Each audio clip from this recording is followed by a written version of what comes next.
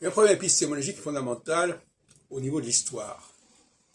La science historique est confrontée à un véritable défi aujourd'hui, et elle le sera de plus en plus demain, à savoir qu'au fond, elle s'est contentée le plus souvent d'une approche tardive des documents.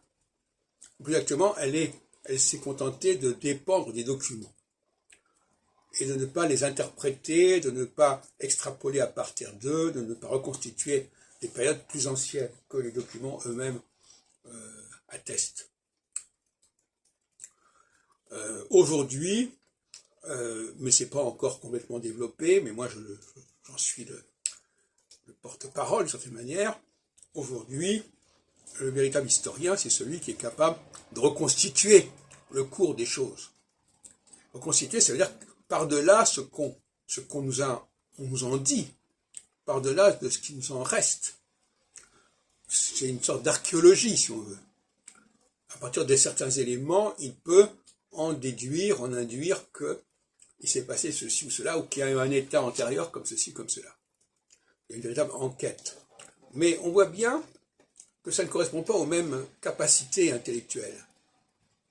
Celui qui est capable de faire la réception d'un savoir au Moyen-Âge, comme je l'ai fait dans ma thèse de doctorat au IIIe siècle, voilà, dit voilà comment les gens réagissaient à l'astrologie au XIIe siècle. Très bien. Ça ne demande pas une capacité einsteinienne de réflexion. En revanche, s'interroger sur... on peut parler de la critique biblique, évidemment, mais s'interroger sur le déroulement, la généalogie, comme dirait Nietzsche, des choses, comment les choses en sont arrivées là, ça c'est une toute autre affaire, et beaucoup d'historiens ne sont pas capables de mener à bien un tel projet. Ils ne sont pas capables de raisonner, d'argumenter, s'ils n'ont pas les garde-fous et les béquilles des documents qui sont attestés, etc., et qui prennent souvent au premier degré.